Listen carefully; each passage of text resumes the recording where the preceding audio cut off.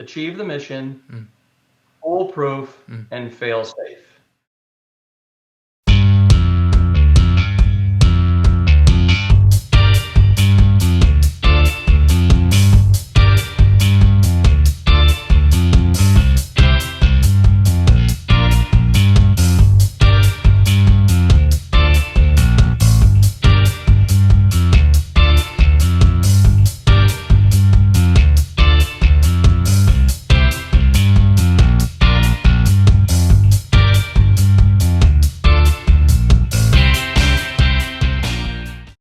Hello, my fellow skateboarders, longboarders, and freelance skaters. This is Srinivasan, a fine art photographer, a distance skater, and a small time freelance skater who does some bicycling as cross training.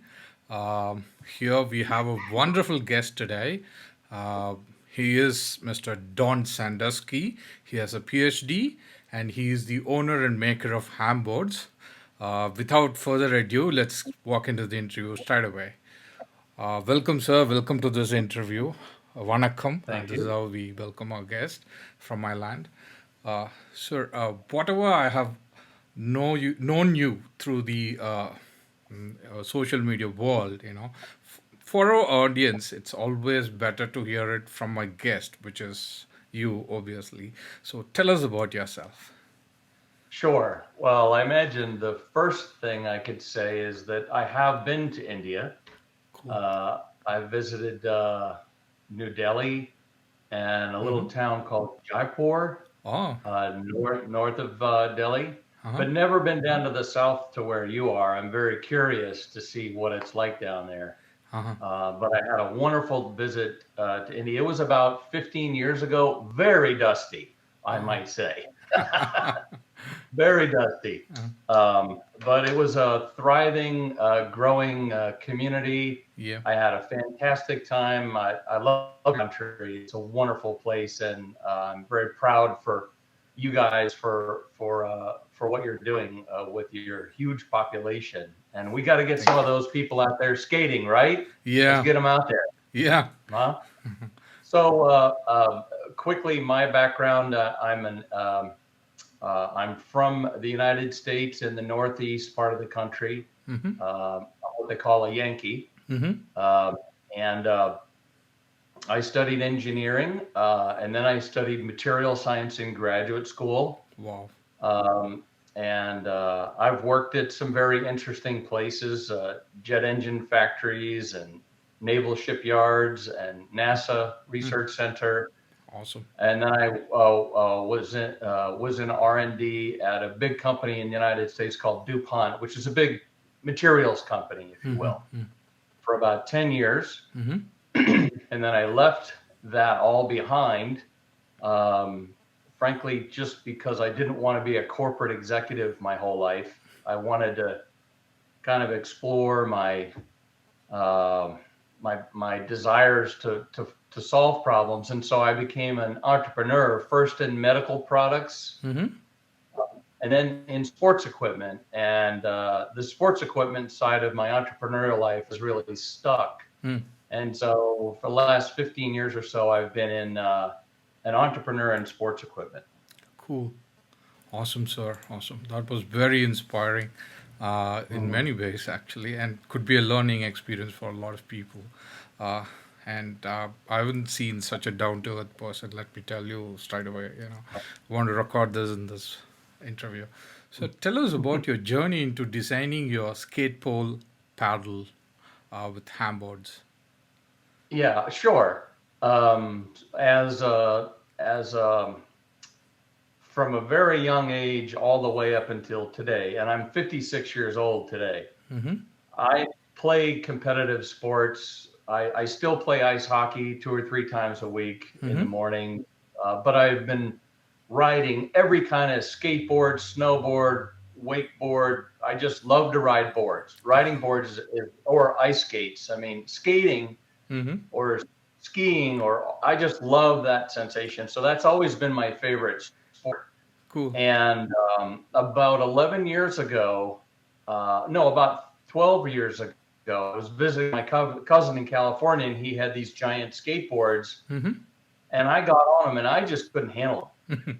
Okay, just couldn't handle how much they turned. Wow. But he gave me this long pole. Okay. Okay. Mm-hmm. He said, here, try it with this.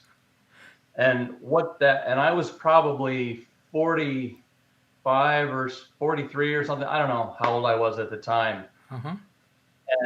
And as soon as I got that pole and I started going on my skateboard, my eyes widened up. I had a smile on my face, and I just went for a half an hour Wow. without stopping.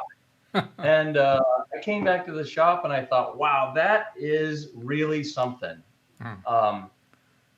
But I also thought it was a terrible sports equipment product. It was awful. Yeah, it was heavy. It didn't bend at all, and it hurt my hand. And I thought, okay, I'm going to bide my time, and one of these days I'm going to fix that thing. So I would use all of my engineering and sports equipment and material science to design, the very most efficient product for that. Because I thought it was just amazing that it got me back on a skateboard. Okay. Right? Okay. Because I wasn't afraid to fall off a surfboard in the water, or I wasn't afraid to fall off a snowboard in the snow, but I was afraid to fall off a skateboard on the road. Oh, I understand. Okay. Yeah. But this pole changed everything. Absolutely changed everything. So it's kind of a story of the tail wagging the dog. Okay. If you get that expression. Nope. Well, what I mean by that is, when I got involved in Hamboards, it was all about the boards. Yes. Yeah. And the poles was like this back issue. Okay. Okay. Okay. It wasn't so important. It was just, for me, this old guy it made it more fun for this old guy, right? Okay. But as time has gone by, the paddle has become very important over time. Okay. Because not just me, but a lot of people like to ride their longboards with a pole, and it has become my favorite accomplishment of all the different things I've done. I just absolutely love this sport. I'm a total geek, total nerd on this whole thing, taking it way more seriously than maybe a lot of other people are, and it's just really fun. Awesome. Awesome. I couldn't relate or tell or express like how people felt about using the pole, because I come from the land like where I couldn't see more of those happening, but I could totally imagine your excitement when you tried it for the very first time, because I could put myself in your shoes and see that happening. So that was amazing. Thanks for sharing that wonderful story Yeah. with us. So What it does yeah. is it takes away the need to push, right? Yeah. And when you push, your center of gravity goes to the side and back like this a Yeah. little bit, Yeah. right? Yeah. And your subconscious is trying to manage your forward and back Yeah. balance Yeah. and your left and right. And now you've got to add this step to it, okay? Yeah. But when you're doing a pole, you can keep your body and the center of gravity directly over the board, and you can just do that. So it takes away that extra motion that you have to manage. Yeah. You are on two legs on the board secured all the time, rather than having to balance on one leg with your board. That's awesome. That's right. That's awesome. So you have designed specific gear for street stand-up paddle, SSUP ultra distance. Why? Well, thank you for asking. I went to my first Miami Ultra Skate 5 years ago, I think it was. Okay. And I was watching these amazing athletes go around on all these very sophisticated kind of custom built setups. Okay. Right? Okay. And they're very expensive, and they deserve to be expensive because they're extraordinarily excellent components. I mean, the trucks and wheels that the people design for LDP is really, really incredible, right?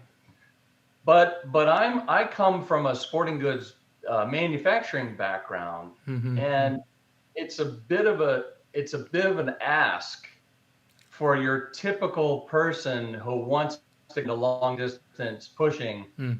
to learn all those things and figure out how to put them all together. There's a lot of trial and error. Mm. It's fun for a lot of people, Mm. Mm. but then there's some other people that aren't such nerds about it, if you will, Mm. and they just want to buy something and try it. Okay. Yes? Yeah. So what I tried to do is I tried to think, okay, how do I make the gear for this sport more approachable? Okay. Yes. Yeah. And so I did a kind of a benefit analysis on different things, and the things that I felt would be most fun, not for your Miami Ultra Skate, Mm. 24-hour ultra endurance, Mm. but for somebody who wants to go out for 1 to 3 miles, Mm. on their trail. Mm. How do I make it not mass producible, just more tailored to make their first experience delightful? Mm. At the same time, I also, I pride myself in making sports gear for athletes. So it's also got to perform. Mm. Mm. Okay. Mm. So it's really been a 4-year iterative journey to incrementally change things and to get athletes on them, Mm. uh, including myself. Mm. Mm. And so I'm very proud to tell you that of the 4-man world record team, Mm. one of the riders used our Endurance All-Star board. Oh, Okay. cool. So current team world record for a group of 4 Mm. is held by somebody who rode our endurance board, not one of these beautiful, fancy pumping Pantheon LDP type of boards, Okay. but just our regular kind of approachable board. Mm. And then also on my personal team, I think we have the current world record for a two mixed gender 4-person team, Oh, and every person on my team used our gear. that's awesome. Um, and several people on other. So it's not terrible gear. It is working, Mm. and my goal with it is to design gear that is approachable for more people. Cool. I could imagine like that was your kickstart with just one race. Your thought process were happening during the race as well. Like what could be designed better for people and make it more, uh, you Hey, know. I spent a lot of time watching people pass me.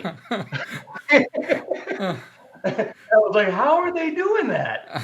And That's and I very thought, oh, interesting. I think I can make it do that too.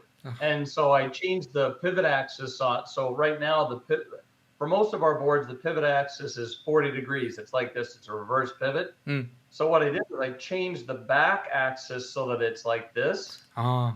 so that the back of the board only leans. It doesn't turn at all. Mm-hmm. All of the turning is on the front. Mm. So now in the back, I have see if I can get my fingers right. Yeah. I Yeah. have a 40 degree on the front and a 0 on the back. So it goes like this when you're Yeah. heading that way. Yeah. And the board swims like this. Yeah. So I learned it all getting past over and over and over, lap after lap at the Miami Ultra Skate. That's incredible. Your inner engineer was always awake. That's awesome. Oh, I That's can't awesome. help it. Inspiring. I can't help it. That's awesome. So, your SUPskate gears, is it designed for all human shapes, sizes, and fitness levels? Absolutely. And that's the whole point, is that you have to be able to progress up from beginner to expert Mm-hmm. with a piece of performance sports gear. Okay. Okay. And I know this. I was in the soccer, basketball, ice hockey, Wow. and lacrosse. Yeah. I worked in between there. I was the head of product at a $1.5 billion sports equipment company in the US. So people want the best gear, Yeah. even though they're not ready for it. Mm. Yes. Yeah. Right. Yeah. But then so it has to be approachable for beginners Mm. at perhaps maybe a low skill level and a low fitness level. Mm. But then when you get fit, Mm. right, Mm. and you get skilled, Mm. it still needs to work. Yeah. And so that's one of the guiding principles I have when I'm designing gear is I don't want people to have to. This isn't like beginner gear only, Mm. and it's not professional gear only, but it'll take you all the way through. That's very noble, actually. It makes it very, very approachable. As in, like, what do I buy? Okay, Hamboards. It's going to be more easy for people to think about it that way. That's awesome. That's awesome. Sure. Your street sweeper paddles and SUP skate poles have a basic tapered shape. And what is the advantage of using tapered flexible poles versus the running blade spring, which is shaped something like this, with your competitor Brap stick? Okay. Um, this is a very good question. Okay, thanks. So going back to my design, I spent 4 years working at NASA. Okay, Awesome. in between college and DuPont, Wow. and at NASA, every single project is considered a mission. Yes, Wow. Okay. every single product is a mission, and this word mission Mm. means something. Mm. Okay, Mm. it means that you need to accomplish the mission Mm-hmm. with the least amount of expense Mm. and hardship. You Wow. have to do it repeatedly and reliably and safely. Wow. Okay. And this is what goes through your mind when you're working on any project at NASA is I have a mission. And then secondly, I need to make this foolproof Mm-hmm. and fail safe. Awesome. So there's three things: achieve the mission, Mm. foolproof, Mm. and fail safe. Okay. Okay. Yeah. Now, that's exactly how I looked at this piece of equipment. Mm-hmm. I wanted it to be the most efficient, Mm. the lightest weight, Mm-hmm. so that it could achieve the mission. And if it did break, Mm-hmm. it would break safely. Okay. Okay. Yeah. I wanted it so that you couldn't possibly confuse up from down, so it's foolproof. Mm-hmm. So the single most efficient machine Mm-hmm. to an engineer Mm-hmm. is a lever. Yes, Yeah. a lever. Yeah. It's, well, you could say the wheel, but I think of it in terms of the lever is the most efficient machine there is. Okay, it's one thing, right? Yeah. And I started from a blank sheet of paper with, okay, I need a flexible lever. Okay. Okay. And so you could do that with a straight tube, yes? Yes. But a tube bends in the middle. And I wanted this thing to have some curve to it when you pressed on it. Mm. Because I knew from ice hockey that all ice hockey sticks are tapered at the bottom. Mm-hmm. Right? Ski poles are tapered at the bottom. Mm-hmm. Okay. And they do that because it allows for an efficient loading and unloading. Okay. So in order to load energy into a pole, you have to be able to bend it and then have it release. And I wanted that bending to be easy to bend and then smooth to release. Okay. So there's no shape on the planet that's more efficient than a tapered pole to do that. Okay. Just isn't. Okay. Okay. Now, the advantages versus the running blade is efficiency and lightweight and symmetrical. So the way to make this thing foolproof is because it's symmetrical, I don't have to worry about lining it up straight. Okay. So when I land it, I can miss straight every single time. But with a running blade that has a shape to it, you have to line that thing up perfectly straight every single time. I understand. Otherwise, if it's turned, it'll bend that way. Or if it's turned this way, it'll bend this way. I understand. And because of force vectors, you'll lose part of your forward force vector. Brilliant. Right? Yeah. So So when you think in terms of efficient transfer of energy from my back and my lats and my arms into the ground, there's just no way to compete with a pole. Cool. And so the difference, some people still, despite this efficiency difference, some people will want to debate me about that, and I'll take that debate all day because they're never going to win, right? I'll take that fight every time. Okay. But then they say, yeah, but actually I prefer the pull aspect that I can do with the running blade. Okay. Because it feels more like I'm pulling myself through the water. And for that objective, fine. If you prefer to pull rather than push, then use that other thing. Use that other technology. Okay. Because but I took all kinds of designs to my athletes and I had them ride on them. And I said, what do you like and what do you not like? And it was very expensive and very time consuming. And it took me 10 years to get here. But I believe that we have, the right kind of gear, not only for the endurance athletes, but for anybody. That's awesome. That's awesome. The rebound energy that is coming from the pole, does it help people to propel much faster when you compare to? When I'm going uphill, so when I'm going uphill and I really have to put a lot of downforce to keep it from slipping, I'll bend that pole like this. Okay. It'll be bent like this.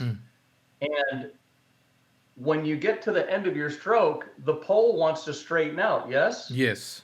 It actually kind of pushes you along. Cool. Once you load that in, it actually gives it back to you, which is perfect because it's giving it back to you right at the point where you have the least mechanical advantage on your arms. Awesome. Yeah. So here I've got a lot of mechanical advantage with my arm, but when I get it to here, there's nothing. So all I have from this point is that kick from the pole. So you're exactly right. That's awesome. So thanks. That is the best, possible logical explanation I could think of. Awesome. Thank you. Sir, why did you design an adjustable length poles and fixed length poles up to 7 feet and double-ended poles that are 9 feet long? Okay, let me tell you about the 9-foot long double pole first. Okay. Yeah. First of all, I made that specifically for Steve Holt. Okay. Oh. Steve Holt is the godfather of this sport. Oh. He's a kook from Southern California who was riding around with a stick in the boardwalk long before anybody else thought of doing this. Okay. Oh. Okay. And he's a great friend. I actually love the guy. He's fantastic. Cool. But he used this pole vaulting pole. No. Okay. A pole vaulting. Actually, it's a pole vaulting tube, actually. And he put a Kong ball on both ends of it. And he goes around like this, and you got to watch out when he's coming because he's got 9 feet of pole all over the place. I mean, so he's my good friend and he's actually a mentor for me. And I wanted to make him a double-ended pole. And I've sold 0 of them. I made a bunch.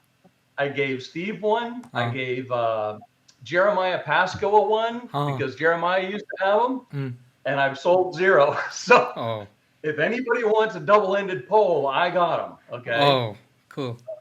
But so that's the double-ended pole. So why do I have fixed length? Okay. Well, fixed length, it's a 2-part system that you take the top section and then you take the bottom section, you cut the bottom section to however you long and then glue them together. Okay. And that joint is right at your bottom hand. Okay. Okay. Where they glue together is right at your bottom hand. And that's the right place to have it because it's the fulcrum right on the lever. It's the fulcrum to the lever. Right? Yeah. Right. So that's where that needs to be. that is by far the most efficient, the very best. The thing is super lightweight. It bends like crazy. Mm, It is awesome. mm, But I know how long I want mine to be. mm, mm, Okay. mm, So I already know how long I want it to be for mm, most situations. mm. But that's not approachable for new people, right? Okay. Okay. New people don't, and when you're going up a hill, Mm, you wanna get shorter strokes. mm, mm, So mm. you might want to thumb lock and make it shorter and go Okay. uphill. And Okay. then when you're going downhill, you might want to Oh. go, oh, let's put it way out here, woo, like this, right? Oh, that's Okay. awesome. Okay. So that's why there's the custom pole, which is glued together. It's a fixed length. It is the very best of the very best. There's no question about it. Mm, But most people, want some adjustment. mm, mm. Uh, and that's why we have adjustable. And the last thing is why I have 3 sizes of adjustable, Oh. which doesn't make any sense. Mm, mm, Okay, mm, unless you hear me out. mm, When you have this pole in your hand, mm, you don't want your top hand to be on the thin section at the mm, top, mm. and you don't want your hand to be on the thumb lock. You want it to be right under the thumb lock, Okay. and then the pole needs to touch the ground. Mm, So that bottom section needs to be different lengths for different height people. mm, mm, So that's why we have 3 sizes of adjustable, mm, so that your bottom hand Mm. can be in the right place. mm. And we have a guide, we have basically a height range on each of the sizes to tell you, okay, if you're this tall, this is probably the one you want. Cool, cool. So those So locks that you have on the poles, are they friction locks or like it is lockable? it's a friction lock. Okay. It tightens around. Okay. It tightens around. Okay. Yeah. Okay. Sorry to interrupt on that, but you were Well, saying. when you open it, it opens up, Mm, and when you close it, it tightens down. mm, mm. That's awesome. So you were saying about the poles, about various heights, and you can choose whatever you want, and you were continuing on that, and that's when I dropped in with the friction lock thing. You want to continue saying Oh something? no, I think I'm good. There's it's just to summarize. Okay. A lot of thought went into the product Mm, models that we have, awesome. Awesome. because I'm thinking about the user Mm, and wanting them to have a delightful experience. brilliant. And we'll find out how people respond to it. That's awesome. So actually, yeah, your customer, having the feel good about the product is more important. That's what makes them come for your brand all the And time. most people are never going to break these things because they're made so well. So they're going to buy one and that's it. And I want them, for that one that they own, I want it to be perfect. Awesome, awesome, sir. And that one thing to be Hamboards skateboard. Yeah. Well, I mean, like I said, remember how I said the tail is wagging the dog? Mm-hmm. What I mean by that is, I don't care what skateboard you ride. I just care that you use my pole, Awesome. because I know it's safe and Mm. I know it's going to work really well. Awesome. When people do these do-it-yourself poles, Mm. I think, I'm happy for you that you found a way to make a do-it-yourself pole. Mm. But oh my God, I hope that thing doesn't break on you. Mm. And when you least expect it to, because you will go down and break your elbow. If you go like this and Yeah. it breaks, Yeah. you are going right straight onto your elbow or your shoulder. Yeah. And that's not good for old guys. Cool. Cool. So, yeah. Sir, do ultraskate rules allow double-ended poles in their races? I think, well, yes, the ultra skate rules do allow any pole, but let's be honest. Okay. If you're trying to go around ultra skate like this, Yeah. you're not going to make any friends. You're not going to make any friends. Yeah. Of course. You better do it way over there, away from everyone. Yeah. Uh, no, a very most people keep a very linear Mm. down and linear approach. In fact, I try to tell people, a lot of people will do their paddle stroke like this, Mm. and then they'll come out like this Mm. and lay it down. Mm. And I go and never hate that. I tell people you have to return it like this, Mm. Mm. right? Mm. Keep everything in either this plane or this plane, Mm. Mm. because you'll hit people. I mean, Yeah. you'll Yeah. hit other people if you Yeah. go out like that. Mm. So pole management on the return stroke is something I've made some videos on to Yeah. try to teach Yeah. people to have better Cool. return stroke pole management. Cool. Cool. So I saw your GIF appearing on the website, as in like you were riding your board, but hydration pack, you know. Uh-huh. Yeah. So how do you train yourself for the ultra distance events, and how do you manage your hand-eye coordination with a pole like Okay. that? Well, so ultra skate is once a year. It's a 24-hour endurance event, and I mean, how do I train for that? The way I do it is I generally try to build up my distance Okay. over time. Okay. So when I go for a ride, I do a minimum of 10 miles, Okay. which is about an hour. It's about 1 hour.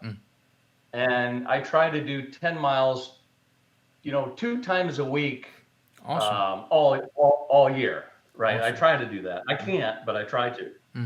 But as you get closer to January, and in January, I start building up to 20 milers. Oh. So I can do a 20 miler in 2 to 2 hours and 15 minutes or so.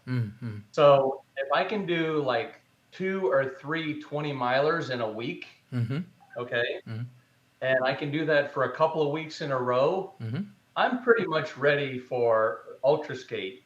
Cool. Because I do a 4-person relay team. Okay? Now, I'm not one of those guys that will go out all by myself and just do it all by myself. I understand. Those guys are weirdos with weird bodies. I don't know how their bodies do that.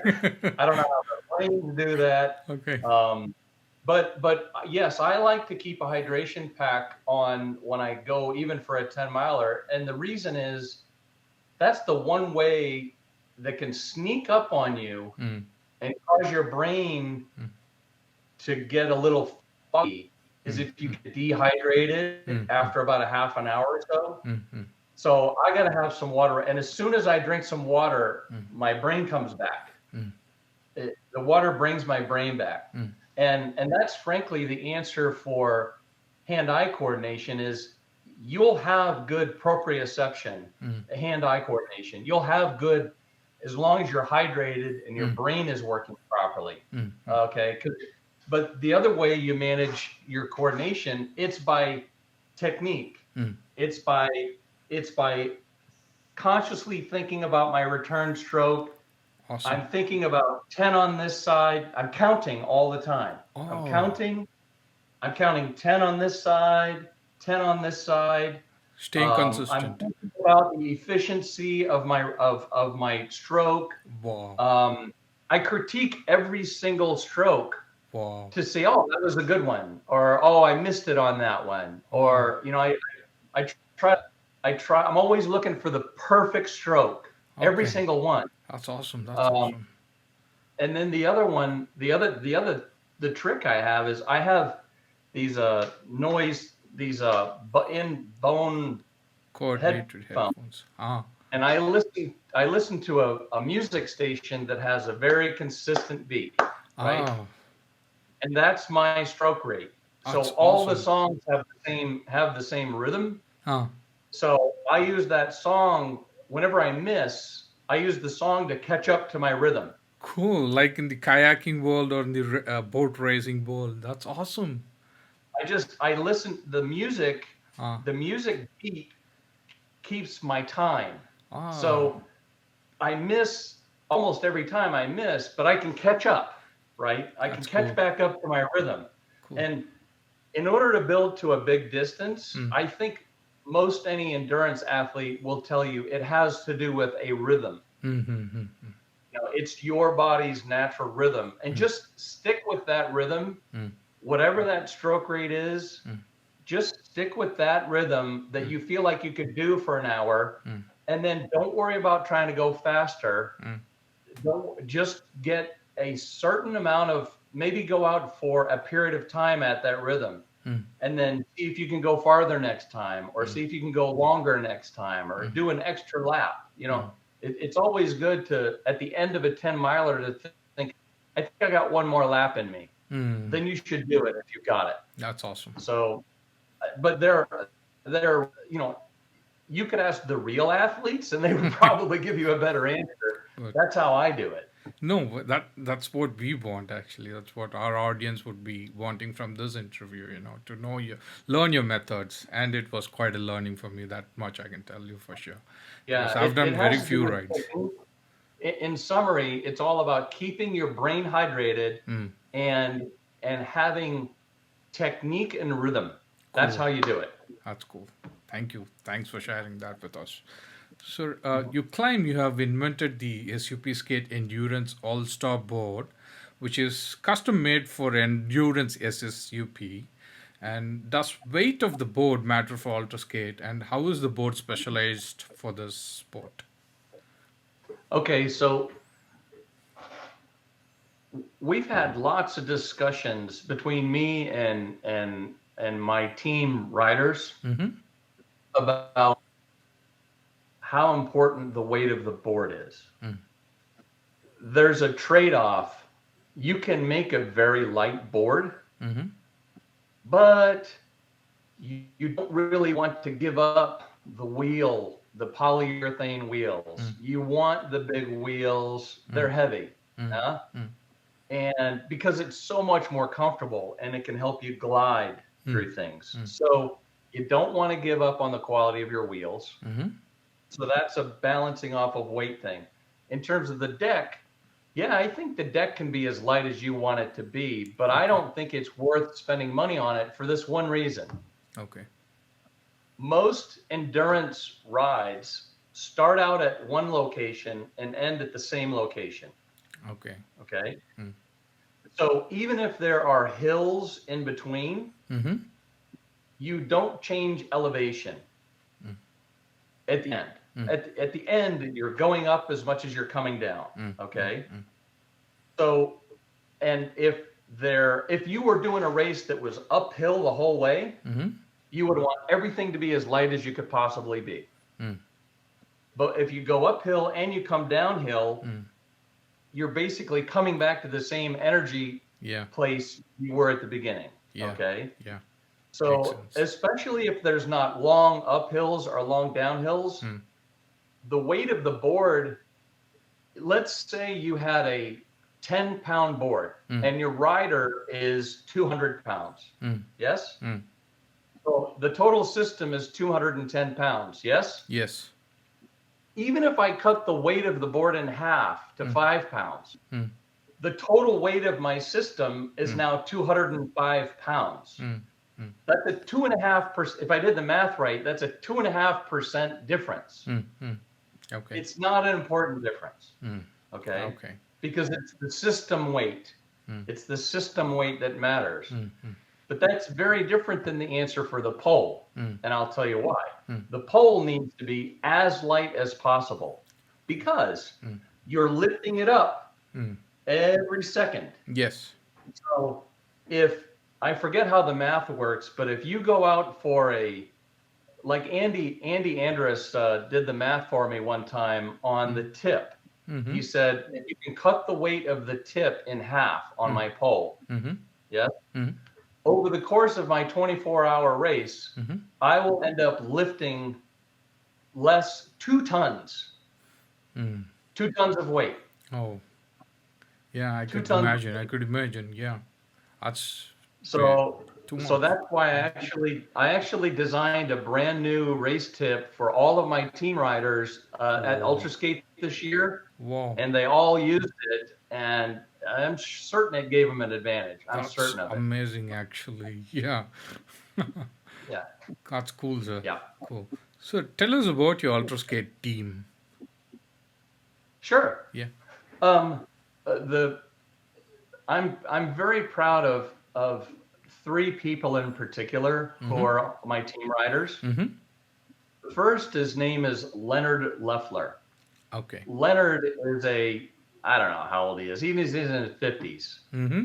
He's the one that introduced me to the Ultra Skate event and asked me to come to it. Oh, cool. Okay. Cool.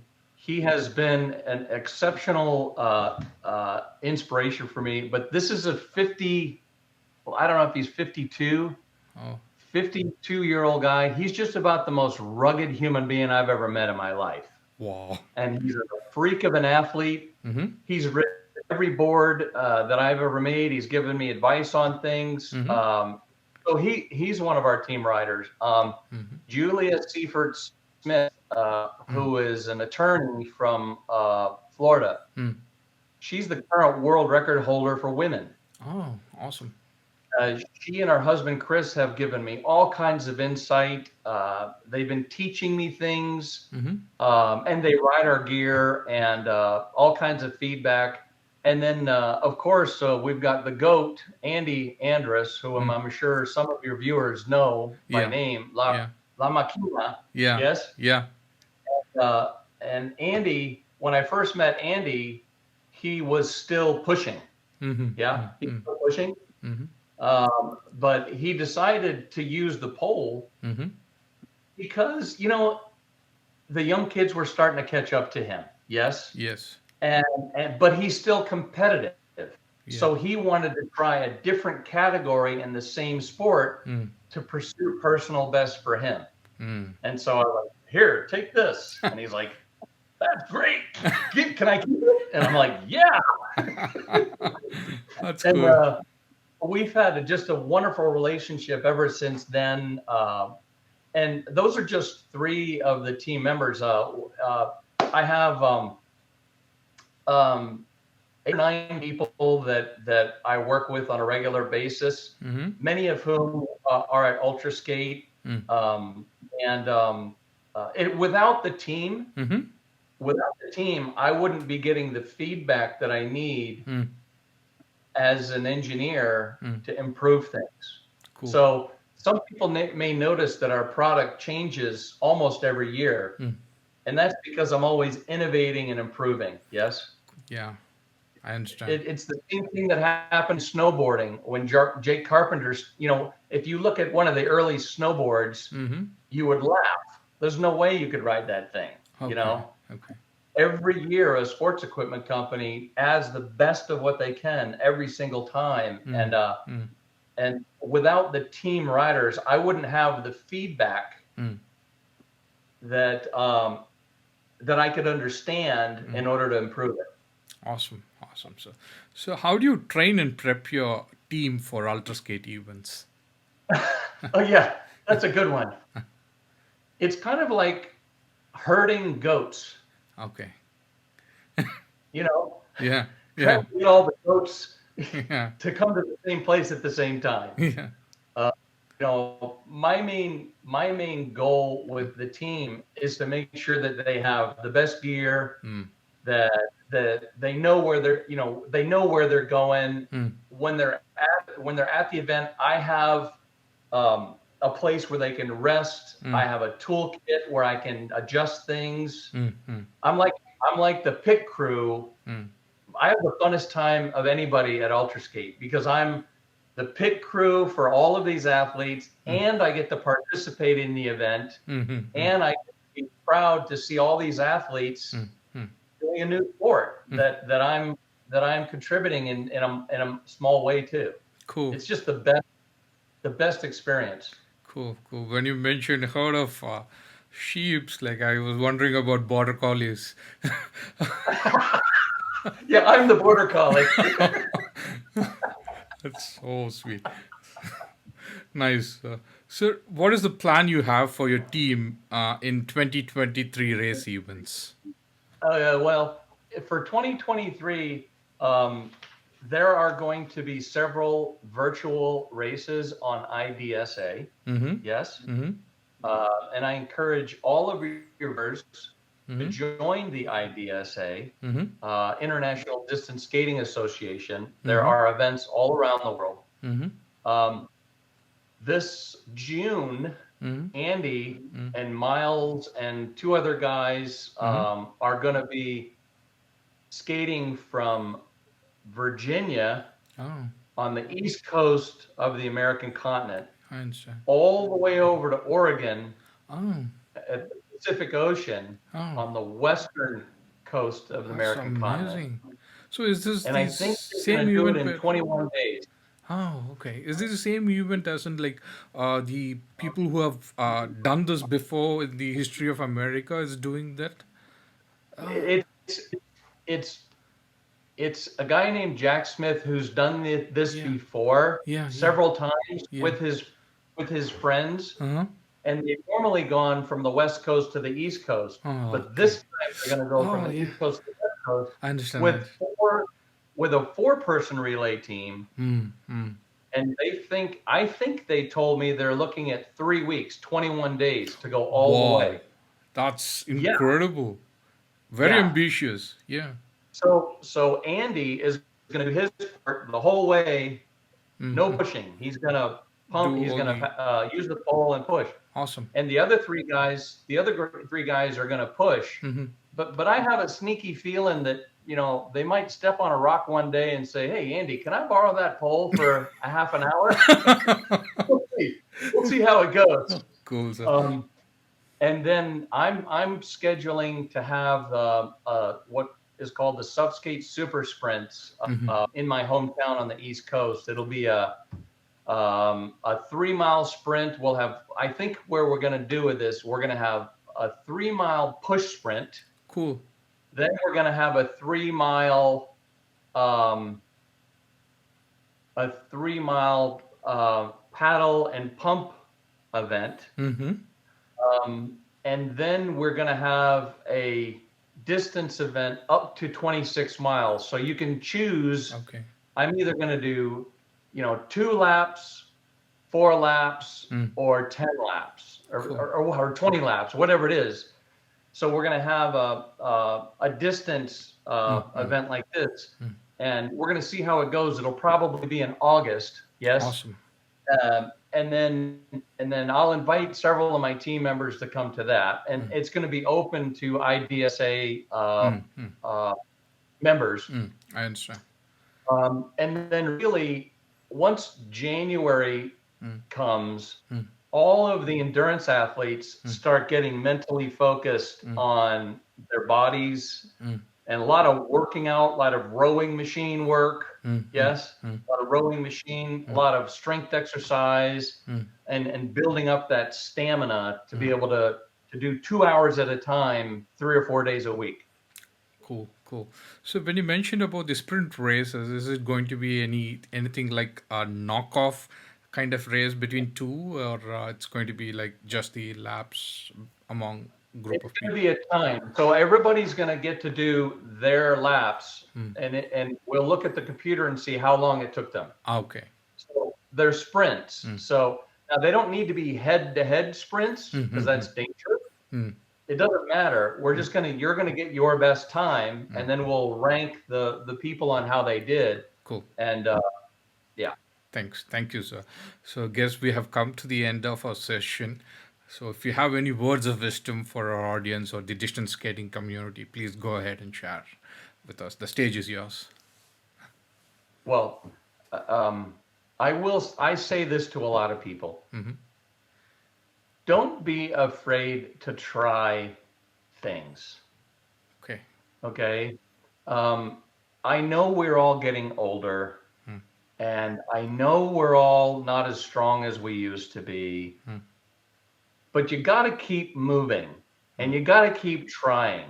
And yeah, you might fall off your skateboard, so wear a helmet, right? you're never going to be going more than 10 to 15 miles an hour. You're probably going to be okay, right? But don't be afraid to try skateboard, especially don't be afraid to try longboarding again. Okay?